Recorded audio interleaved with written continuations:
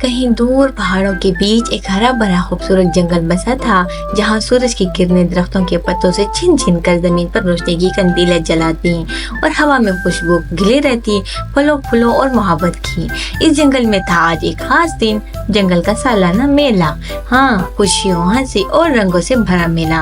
خرگوش کی ice cream کی ٹھنڈی ٹھنڈی دکان، بندر کی گرم گرم جلیبیوں والی رنگین ریڑھی اور ہاتھی کی ٹھنڈے ٹھنڈے جوس کی اور لومڑی کی سلجھی ہوئی سجی سنوری دکان۔ میلہ چمک رہا تھا، ہر طرف کہکے تھے، چہل پہل تھی، مگر ایک دل میں کچھ اور ہی ہو رہا تھا۔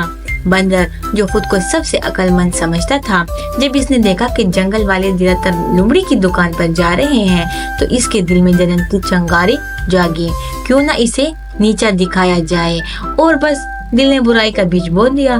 اس رات جب سارا جنگل نیند میں تھا، بندر چپکے سے اٹھا اور لومڑی کی دکان کے سامنے ایک گہرا گھڑا کھود ڈالا۔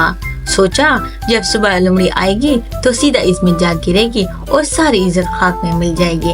اگلی صبح بندر اتنا بےتاب ہوا کہ بھاگتا ہوا اپنی دکان پر آیا اور دھڑام وہ خود ہی اسی گھڑے میں جا گرا جو اس نے کسی اور کے لیے کھودا تھا۔ جنگل ہنسی سے گونج اٹھا، ہاتھی، ہرن، خرگوش سب نے ہنس ہنس کر کہا، جو گھڑا دوسروں کے لیے کھودو گے پہلے خود ہی اس میں گرو گے۔ بندر شرمندہ تھا، نادم تھا، وہ آہستہ سے لومڑی کے پاس آیا، سر جھکا کر بولا، مجھے معاف کر دو، میں غلطی پر تھا۔ لومڑی نے مسکرا کر کہا، جو اپنی غلطی مان لے وہ میرا دوست بن جائے۔ اور یوں اس کہانی نے ہمیں سکھایا کہ حسد دوسروں کو نہیں، ہمیں ہی گرا دیتا ہے، اور دل کی صفائی سب سے بڑی عقل ہے۔